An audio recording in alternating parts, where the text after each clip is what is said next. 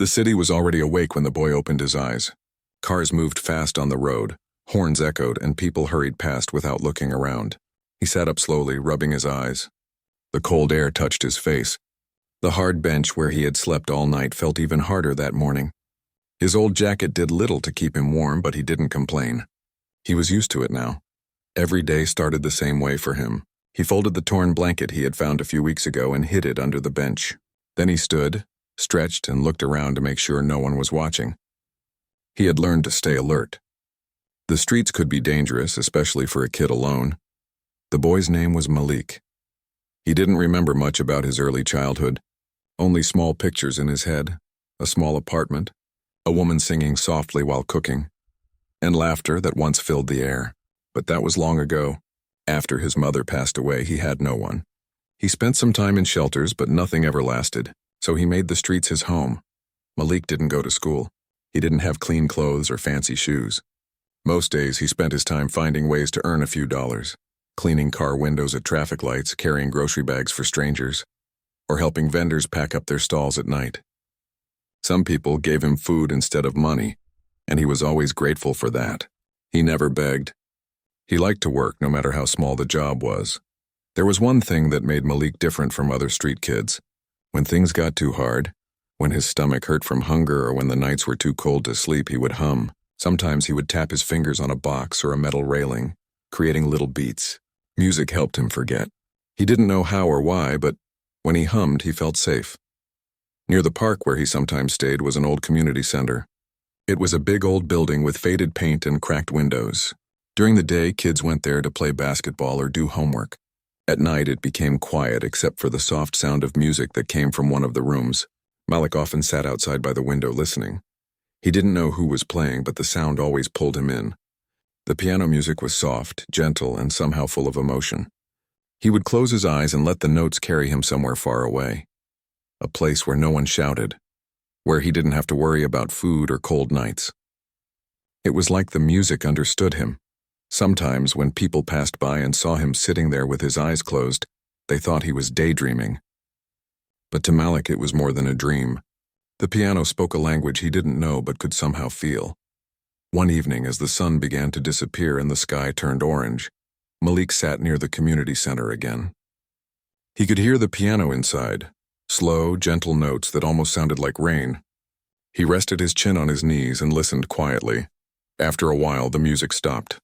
The door opened and an older man came out carrying a small bag. Malik quickly looked away, pretending he wasn't listening. The man noticed him but didn't say anything. He simply smiled, locked the door, and walked away. Malik waited until the street grew quiet again. He stood up and looked at the door of the community center. It was slightly open. Maybe the man had forgotten to lock it completely. Curiosity pulled him closer. He pushed the door gently and it opened with a soft creak. Inside, the air was warmer. The lights were dim and the smell of old wood filled the room. His footsteps echoed softly on the floor.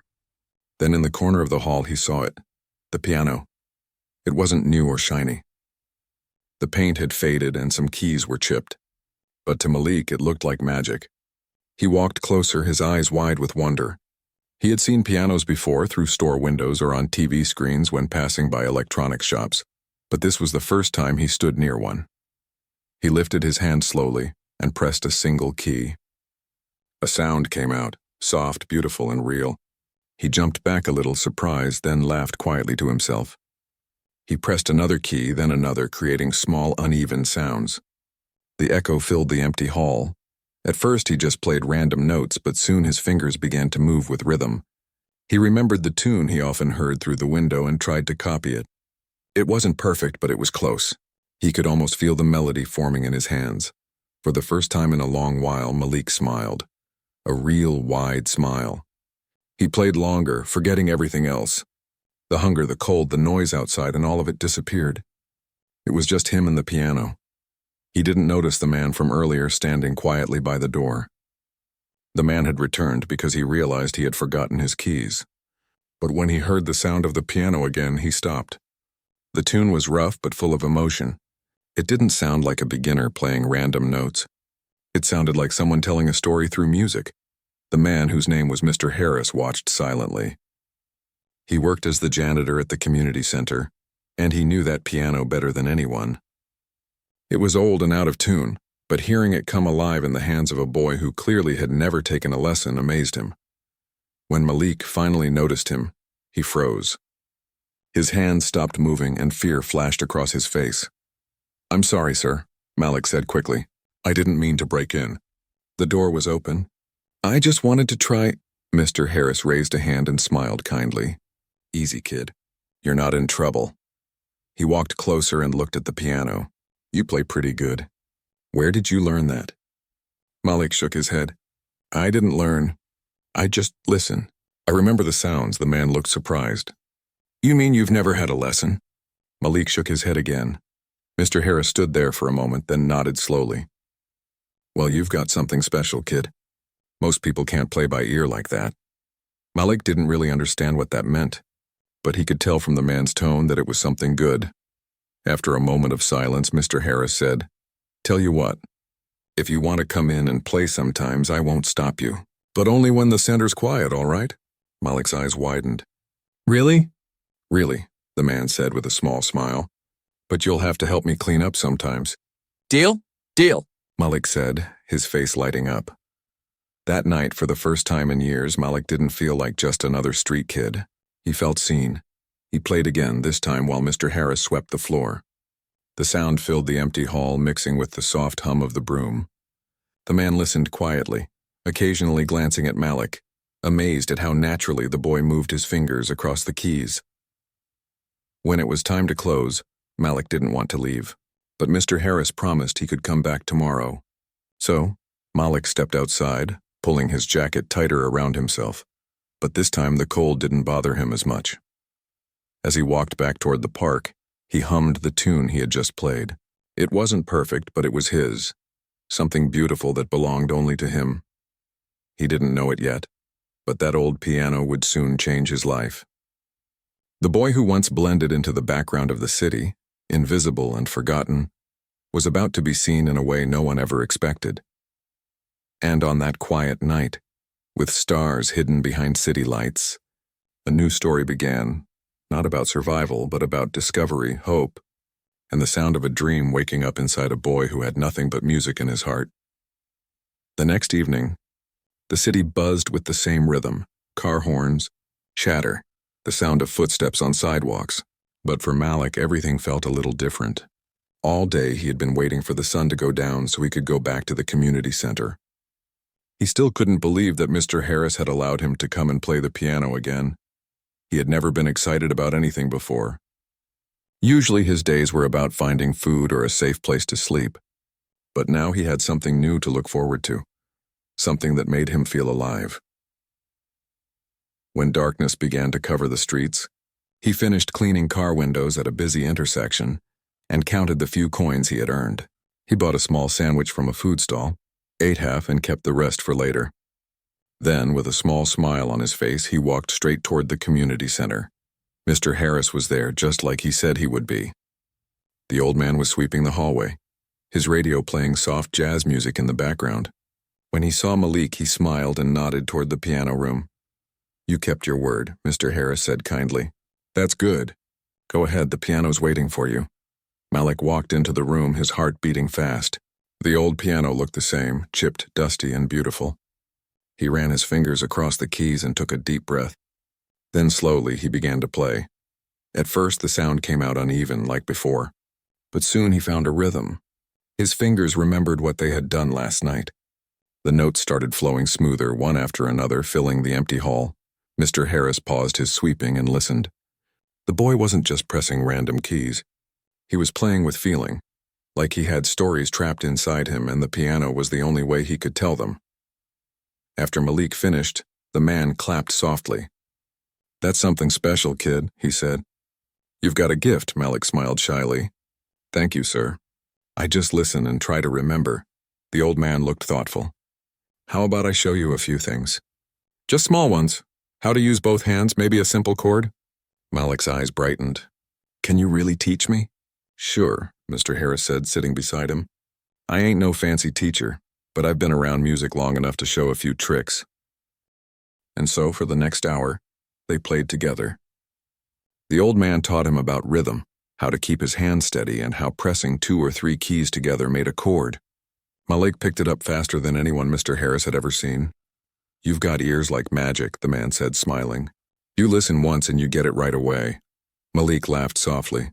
"Maybe because I listen a lot. I don't have a phone or TV, so I just listen to sounds around me. Car horns, footsteps, rain, people talking.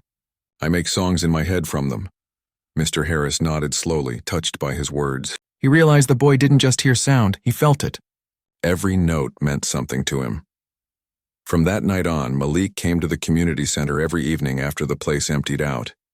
He always helped Mr. Harris sweep the floors, throw away the trash, and clean the tables before sitting down at the piano. It became their little routine. As the weeks passed, Malik improved quickly. He could play small songs and even started making up his own. He didn't know what notes or scales were, but he remembered every sound.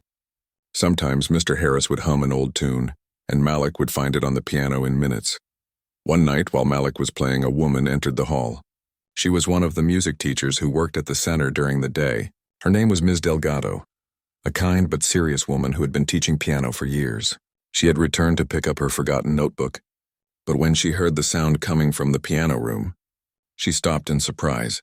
She peeked through the doorway and saw Malik sitting at the old piano, his small hands moving gracefully across the keys. The melody he played was simple but full of feeling, deep, soft, and honest. She stood quietly, listening until he finished. Mr. Harris noticed her and smiled. "Didn't expect to see you tonight, Miss Delgado." She walked in, her eyes still on Malik. "Who's the boy?" she asked softly. "This is Malik," Mr. Harris said proudly. "He's been coming here a few weeks now. Learned everything by ear. Never had a lesson." Ms. Delgado looked surprised. "Never had a lesson? You mean he plays like this without reading music?" "That's right," Mr. Harris replied. "He just listens and plays. Fastest learner I've ever seen." Ms. Delgado turned to Malik. "Do you know who composed the piece you were playing just now?" Malik shook his head shyly. "No, ma'am. I just made it up. I heard something like it once and then I changed it a little."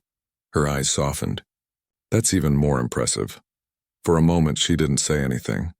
She just watched him, the thin boy in an old jacket sitting beside a piano that had seen better days. She saw something rare in him, raw, untouched talent. "Would you like to learn more?" she finally asked. Malik looked at her uncertainly. I don't have money for lessons." Ms. Delgado smiled gently. "Who said anything about money? If you're willing to learn, I'll teach you for free." For a moment, Malik couldn't speak.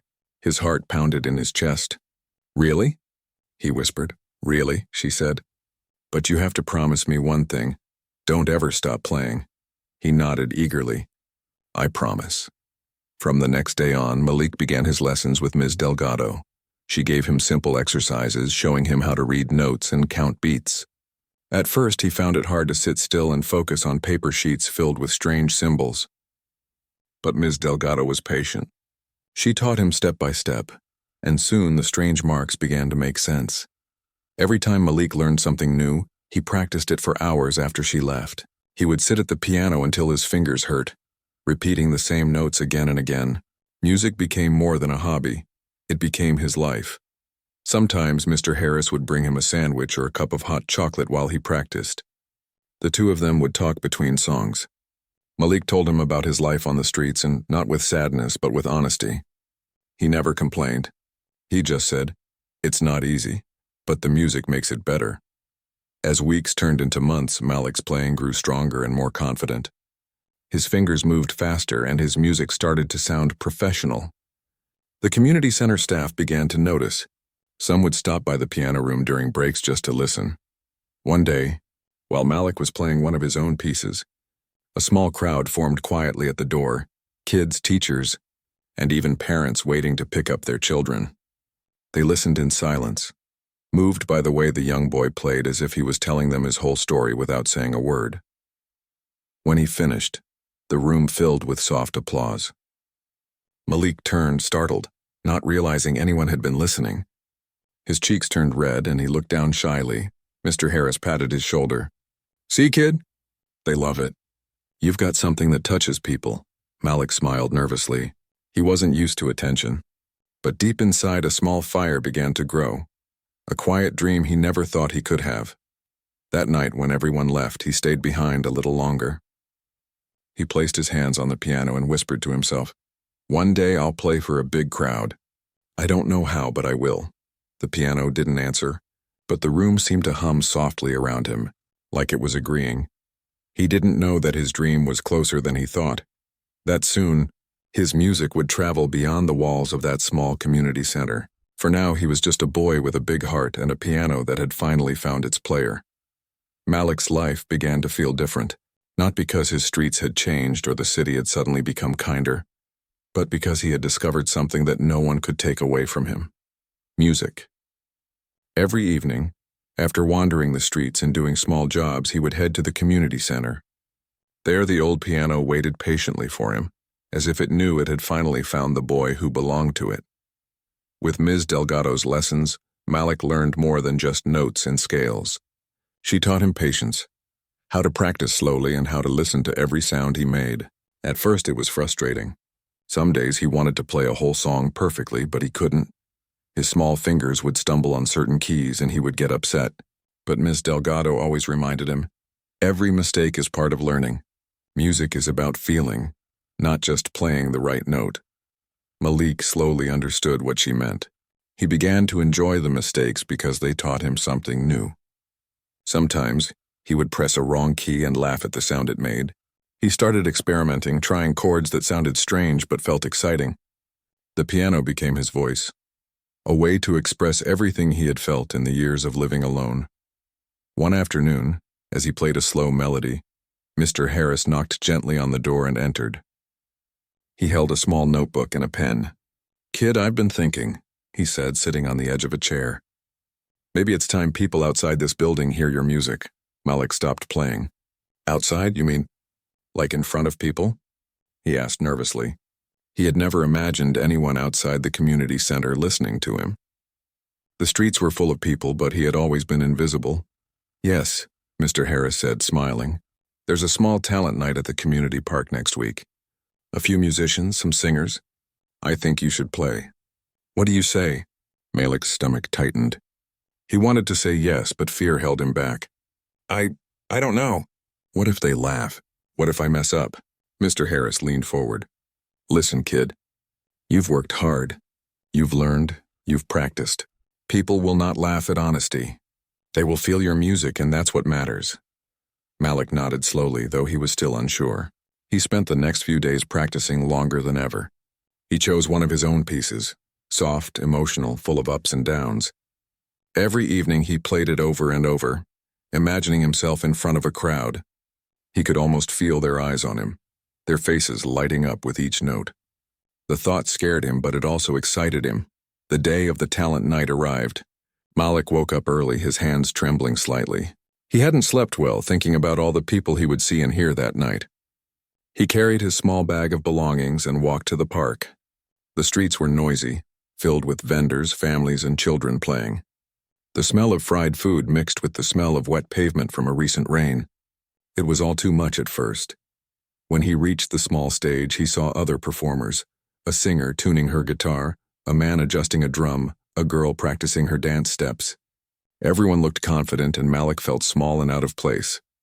Mr. Harris crouched beside him. "Remember, kid, just play what you feel. Nothing else matters." Malik took a deep breath. The lights of the stage were brighter than he expected.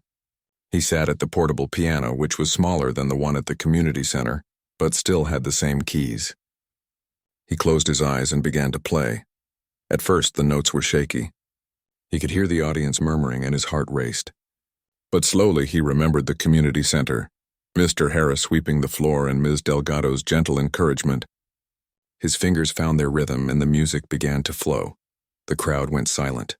They were listening, truly listening. The melody rose and fell like waves, carrying emotion that words could not describe. Some people's eyes glistened, others held their breath. The boy on stage, once invisible in the streets, had their full attention. Malik opened his eyes for a moment. He saw a young girl clapping quietly with a big smile, an older man nodding his head to the rhythm, and a few teenagers leaning forward, clearly amazed. He felt a warmth in his chest that he had never felt before. He wasn't just playing notes anymore, he was telling his story. When he finished, the applause was immediate and loud. Malik's face turned red and he looked down at the keys. He didn't know what to say, but Mr. Harris whispered, "See? I told you." A few people came up to him afterward, shaking his hand and asking his name. Malik smiled shyly, telling them it was Malik. They complimented his music, some asking if he would perform again. He felt proud but also overwhelmed. All his life he had been ignored, but tonight people had seen him. They had listened.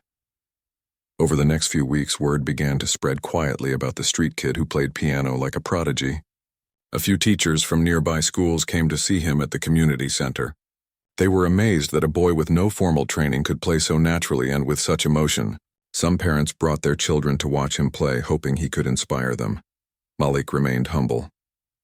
He didn't play for fame or attention. He played because it made him feel alive, because it let him speak when he had no words. He still walked the streets during the day, still did small jobs, still slept under the stars sometimes. But now there was a difference. People who passed him began to smile, wave, or call his name. He had become part of the city in a way he never expected. One afternoon, Ms. Delgado arrived at the community center with a big smile. "Malik," she said, "I have someone I want you to meet." Malik looked up, curious. A woman in a neat dress and glasses stepped forward. "Hello," she said kindly. "I'm from a local music program. We teach talented kids and help them perform professionally. I heard about you and I think you should join us." Malik's heart raced. "Me, but I live on the streets. I don't have anything. I don't know if I—" Ms. Delgado gently interrupted. "Talent doesn't care where you come from. It only cares if you have it, and you have it. You just need someone to help you grow it." For a moment, Malik didn't speak. He had never been offered an opportunity like this before. For all his life, doors had been closed to him. But now, someone was opening one, and it felt real. He finally nodded slowly. "Okay," he whispered. "I'll try." From that day on, Malik's evenings were filled with more than just practice. He began attending the music program, meeting other children who loved music just as much as he did. Some were rich, some were middle class, but none had his story. None had survived the streets alone. And yet when they played together, all of that didn't matter. Music made them equal. Malik's confidence grew. He learned to read music, compose small pieces, and even play alongside other instruments. His favorite was always the piano. But now he could play duets and understand harmony.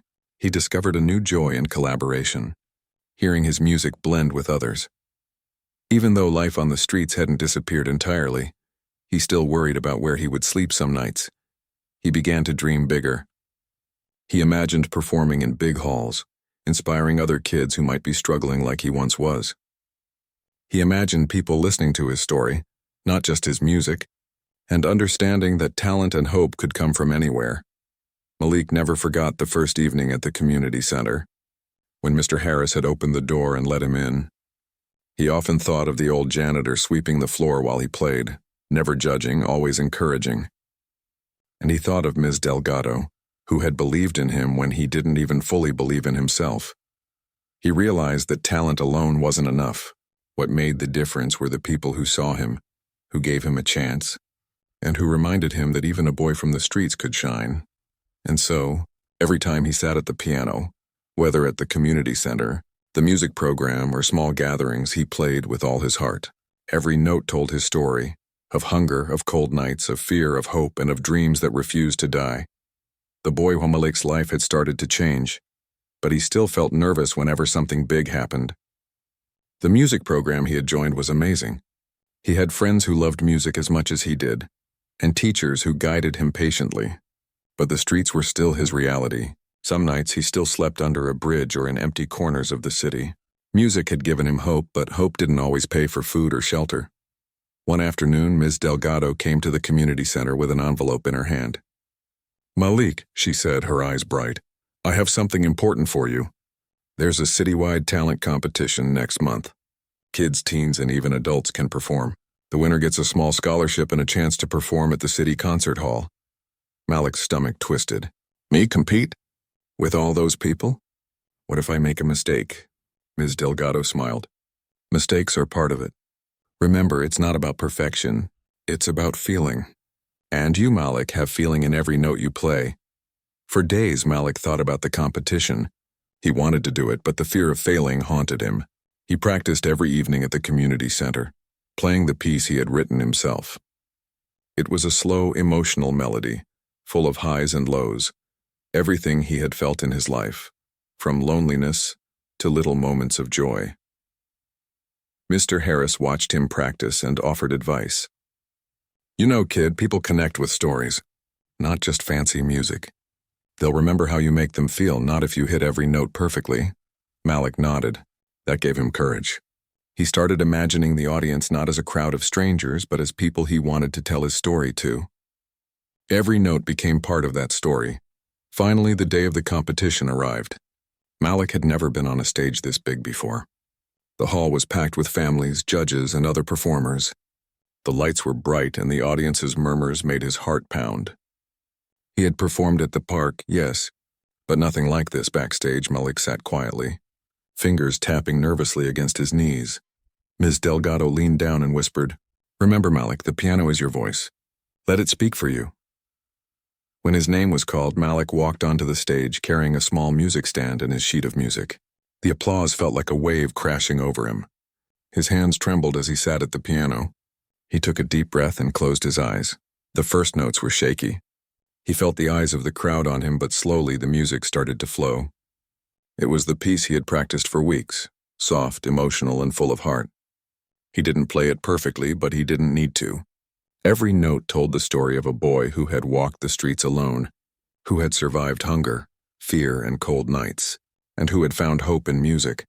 He looked up briefly and noticed a few people wiping tears from their eyes. A couple of parents held their children close. Malik felt a warmth spread through his chest. He had never imagined that music could make people feel so deeply. By the time he finished, the hall was silent for a moment, as if no one could breathe. Then the applause erupted, loud, steady, and full of admiration. Malik's face burned with embarrassment and joy. He stood, bowed slightly, and walked off the stage, feeling like he was floating. Backstage, Ms. Delgado hugged him tightly. "See, I told you. People don't need perfection. They need truth, and you just gave it to them." The judges' scores came later that evening. Malik had won third place. It wasn't first, but it didn't matter. He had made people feel something real, and that was worth more than any trophy. News of Malik's performance spread quickly through the community. A local newspaper ran a small article about the street kid with an amazing piano talent, and a few teachers from other schools mentioned him to their colleagues. People started asking if Malik would perform at local events, schools, and small gatherings. For Malik, it was still surreal. He never expected recognition. He had always been invisible, moving through the streets like a shadow. Now people wanted to see him, to hear him, to know his story. Despite all the excitement, Malik stayed humble. He continued his daily routines, walking the streets, doing small jobs, and sometimes sleeping wherever he could find shelter. But he also began to dream bigger. He started imagining a life where music could take him farther than he had ever been. One day, Ms. Delgado handed him a letter. "This is from a music producer who saw your performance online," she said. Malik's eyes widened. "Online?" "Yes," she smiled. "Someone recorded your performance at the competition and posted it. The video went viral. People all over the city, and even outside it, are talking about you." Malik couldn't believe it. His quiet, small world had suddenly expanded. People he had never met knew his name, knew his music, and wanted to hear more. With the producer's help, Malik was invited to perform at a small music event downtown. This was different from the talent show or community park. It was a professional setting with real instruments, lights, and cameras. Malik felt nervous again. He had never imagined performing in front of so many people with so much pressure. Back at the community center, Mr. Harris helped him prepare. "Remember, kid, the piano doesn't care about lights or cameras. It just wants to sing. Let it sing and you'll be fine." Malik took the advice to heart. On the day of the performance, he arrived at the venue early. The stage was enormous compared to what he had seen before. Musicians were tuning their instruments and stagehands moved quickly, preparing everything. Malik felt small and unsure, but he remembered Mr. Harris and Ms. Delgado's words. When it was time, he walked onto the stage. The lights were blinding, but he didn't care. He sat at the grand piano, closed his eyes, and let his fingers move. The music filled the hall, soft at first, then rising with power and emotion. Every note carried the story of the street, of nights alone, of hope, and of dreams that refused to die. The audience was captivated. People leaned forward, holding their breath, some wiping away tears. Malik felt a connection he had never felt before, with people he had never met, yet who were feeling everything he had poured into the piano. When he finished, the applause was thunderous. Malik stood, slightly shaking, and bowed deeply. He realized something that made his heart swell. He had a voice, and it mattered. People had listened. People had felt. And in that moment, Malik knew that his music could take him anywhere. After the show, the producer approached him. "Kid, you've got something rare. We'd like to help you record some of your music. Maybe even organize a small concert for you. Are you interested?" Malik nodded slowly, still catching his breath. "Yes. Yes, I am." That night, as he walked home through the streets he knew so well, Malik felt a strange mix of emotions: excitement, fear, and hope. He had started as a boy who no one noticed, a kid surviving day by day on the streets. Now he was someone whose music was being heard, whose story was being told, whose future was suddenly full of possibilities. Even as he walked past the corners and alleyways he had once called home, he didn't feel small anymore. He had discovered something no one could take away from him. He had discovered that no matter where he came from, he could shine. And for the first time in his life, Malik dared to believe that maybe, just maybe, he could leave the streets behind, not because he forgot them, but because he had found a path to a new life. One note at a time, the boy who had once been invisible was no longer just surviving. He was living. And the world was beginning to notice. Malik's life had changed in ways he had never imagined. From wandering the streets with only his small bag and uncertain nights, he now had people noticing him, opportunities to play, and even a growing following online. But despite everything, he never forgot where he came from. The streets, the cold nights, the hunger, and the feeling of being invisible were all a part of him. They had shaped the boy who now had the courage to sit in front of a piano and make people feel deeply. The music program continued to grow around him. But now, with the help of the producer who had discovered him, Malik had been invited to perform at a city concert hall. This was not just any performance, it was the biggest stage he had ever seen, with hundreds of seats, professional lighting, cameras, and an audience that included music lovers, journalists, and even local officials. The thought made Malik nervous. More than nervous, it scared him. Back at the community center, he practiced for hours every day. His fingers flew over the keys, and sometimes they trembled from exhaustion. But he didn't mind. This music was more than notes. It was his story, his voice, and the proof that a boy from the streets could shine. One afternoon, Ms. Delgado sat beside him. "Malik," she said gently, "I know this stage is huge, but remember, it's just like the community center or the park. People are listening because they want to hear your story. Play from your heart and you'll be fine." Malik nodded. I don't want to mess up. What if I forget something?" She smiled. "Then you improvise. That's what music is about. Trust yourself." The day of the performance arrived. Malik walked into the hall hours early. The stage seemed enormous, the lights brighter than he had ever imagined. Backstage, other performers adjusted their instruments, tested microphones, and practiced scales. Malik sat quietly, fingers tapping nervously against the piano bench. When his turn finally came, he walked onto the stage. The crowd looked massive. Hundreds of eyes were fixed on him. He could feel the heat of the lights on his face, hear the faint whispers of excitement from the audience. His heart raced, and for a moment he wanted to run away.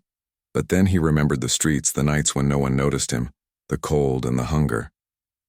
He remembered the community center, Mr. Harris sweeping the floor as he played, and Ms. Delgado's patient encouragement. He remembered the talent show at the park where people had finally listened. And he remembered the first time a stranger told him his music had moved them. Malik sat at the grand piano, took a deep breath, and let his fingers touch the keys. The first notes were soft, delicate, like a whisper. Slowly, the music began to grow, carrying emotion that words could never capture. He poured everything into it, the fear, the hope, the loneliness, and the joy he had discovered in music. The audience was captivated. People leaned forward in their seats, some with tears in their eyes, some smiling quietly. For the first time, Malik felt completely connected to a group of strangers. They were not just listening to music. They were feeling it, understanding the story of a boy who had survived against all odds and now had a voice the world could hear. As the melody rose, Malik's confidence grew. He added small improvisations, gentle flourishes that made the piece his own. The music told a story of survival and hope, of a life that had once been invisible and ignored but was now shining brightly for everyone to see. When he finished, the hall fell silent for a few seconds as if no one could breathe. Then the applause erupted, loud and sustained. Malik's face turned red and he stood up, bowing deeply. He could barely hear the cheers over the pounding of his own heart. After the performance, people came to meet him. Journalists wanted interviews, music enthusiasts asked for autographs, and children who reminded him of himself stared at him with wide eyes, full of admiration. Malik smiled shyly, telling them he was just a boy who loved to play piano. But he realized that in that moment he had become an inspiration. Backstage, Ms. Delgado hugged him tightly.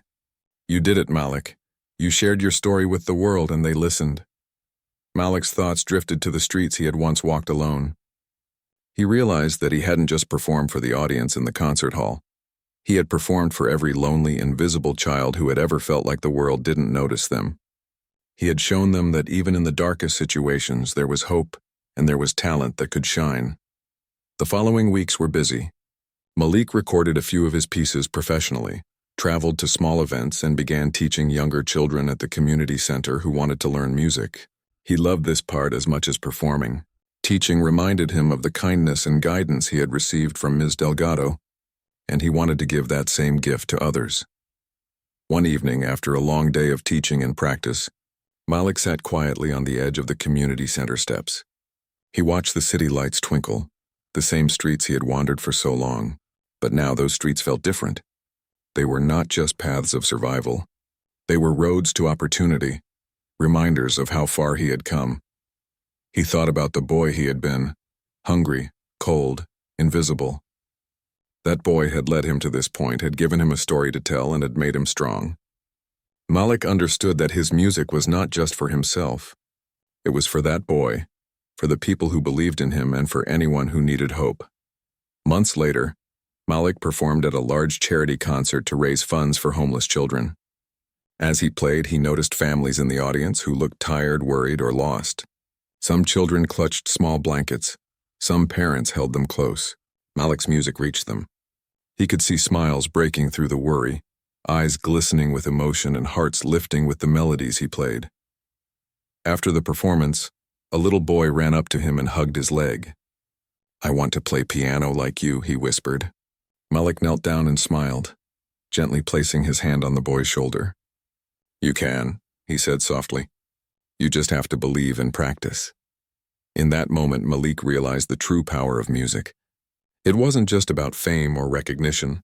It was about connection. It was about hope, inspiration, and the courage to keep moving forward, no matter the obstacles. Years later, Malik would look back on that journey, from sleeping on the streets to performing on grand stages, and he would remember every person who helped him along the way.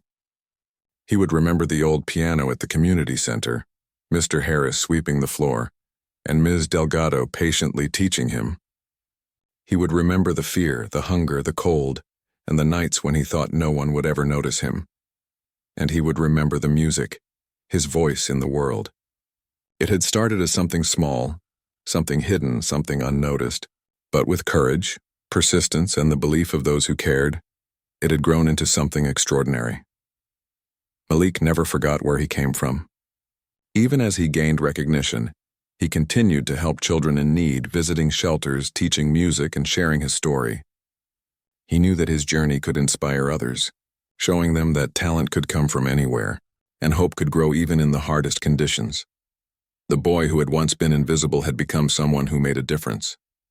He had proven that no matter how difficult life was, passion, determination, and the kindness of others could change everything. His music had become more than notes on a piano. It had become a voice for the voiceless, a symbol of hope, and a reminder that everyone has a story worth sharing.